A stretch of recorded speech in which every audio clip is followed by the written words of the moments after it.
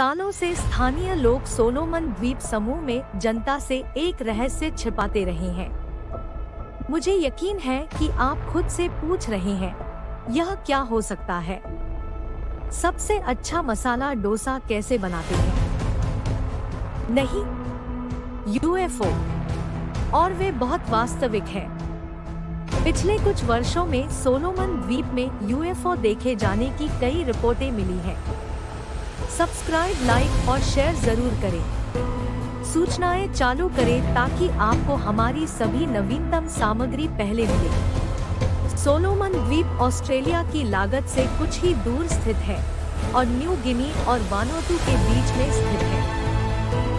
अन्य गूढ़ तथ्यों से पता चलता है कि यूएफओ आसपास के समुद्र तल से उठते हुए प्रतीत होते हैं, जहां कई साल पहले द्वितीय विश्व युद्ध के जहाज डूब गए थे। वे लगातार द्वीप पर एक पहाड़ी झील में गायब हो जाते हैं, फिर कभी नहीं मिलते। एक आम धारणा है कि प्रकाश समुद्र सहित आकाश के सभी हिस्सों में देखा जा सकता है। आकाश भी रोशनी से भरा है, जो कभी कभी इसे पार करता है और समुद्र से बाहर उड़ता है। यह कई मौकों पर पहली बार देखा गया है। मलबे के ऊपर उड़न तश्तरियों के मंडराने की खबरें आई हैं। द्वितीय विश्व युद्ध के पानी में, जैसा कि एक विमान दुर्घटना के बाद होगा, उन्हें पहाड़ों से चीरते हुए और ज्वालामुखी से बाहर निकलते हुए क्षेत्र के अंदर और बाहर उड़ते हुए देखा गया है।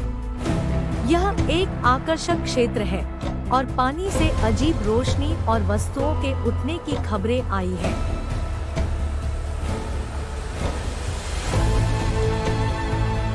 वे एक स्पिन के लिए जाते हैं और फिर आपकी आंखों के ठीक सामने पतली हवा में गायब हो जाते हैं। मछुआरे और समुद्र तट पर जाने वाले अक्सर इस घटना को लगभग साप्ताहिक रूप से देखने वाले पहले व्यक्ति होते हैं।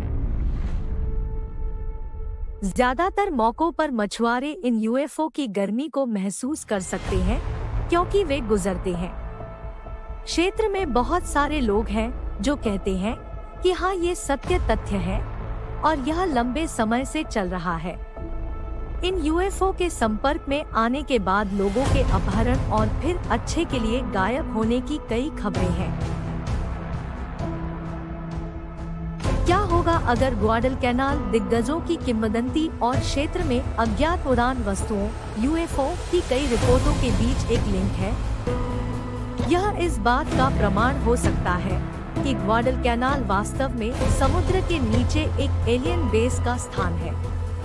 प्राचीन अंतरिक्ष यात्री सिद्धांत के अनुसार द्वीप में रहने वाले अन्य अजीब जीव सुराग प्रदान कर सकते हैं। अडारो इसका एक उदाहरण है। यह माना जाता था कि 100 साल पहले अडारो राक्षसी दिखने वाली आधी मछली आधा आदमी जीव इंद्रधनुष के माध्यम से सूर्य से उतरे थे।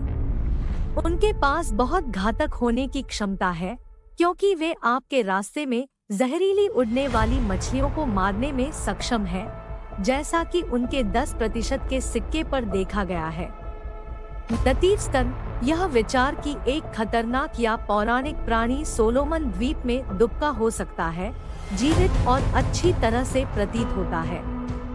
ग्वाडलकैनाल में बहुत से लोग इस तथ्य से अवगत हैं कि ये वास्तव में मनुष्य हैं। ये ऊर्जाएं हैं जो किसी भी रूप में ले सकती हैं, लेकिन वे अलग अलग समय पर अलग अलग रूप भी ले सकती हैं। इन कहानियों में डर सिर्फ मनोरंजन के लिए या स्थानीय बच्चों को डराने के लिए नहीं है। आपको आश्चर्य होगा कि क्या सोलोमन द्वीप के पौराणिक दिग्गज और ये अजीब जीव वास्तव में किसी अन्य ग्रह के आगंतुक थे।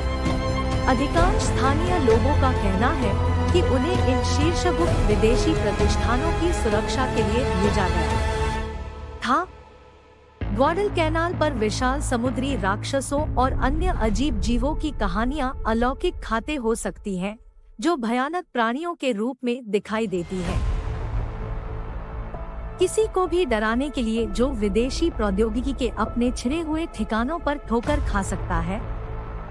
क्या आप विश्वास करेंगे कि सोलोमन द्वीप दुनिया भर में तथाकथित रिंग ऑफ फायर पर सीधे स्थित है? यहाँ बहुत अधिक ज्वालामुखी के साथ साथ विवर्तनिक और भूभौतिकीय गतिविधि चल रही है, तो हवा में बहुत गत्यात्मकता है। यह मामला हो सकता है अगर ये अन्य प्राणी ऊर्जा के अच्छे स्रोत की तलाश में है। यह यूएफओ विमान में ईंधन भरने के लिए एक बढ़िया विकल्प की तरह लगता है। निचला रेखा, यदि आप मछली पकड़ने से जीवन यापन करते हैं तो आपको अपने करियर पथ पर पुनर्विचार करना चाहिए यदि आप सोलोमन द्वीप में रहते हैं। यदि आप सोलोमन द्वीप की यात्रा के दौरान यूएफओ में जंगली सवारी नहीं चाहते हैं तो पानी से दूर रहें। सोलोमन द्वीप पर यूएफओ बेस वास्तविक और बहुत सक्रिय है। सब्सक्राइब, लाइक और शेयर जरूर करें। सूचनाएं चालू करें ताकि आपको हमारी सभी नवीनतम सामग्री पहले मिले।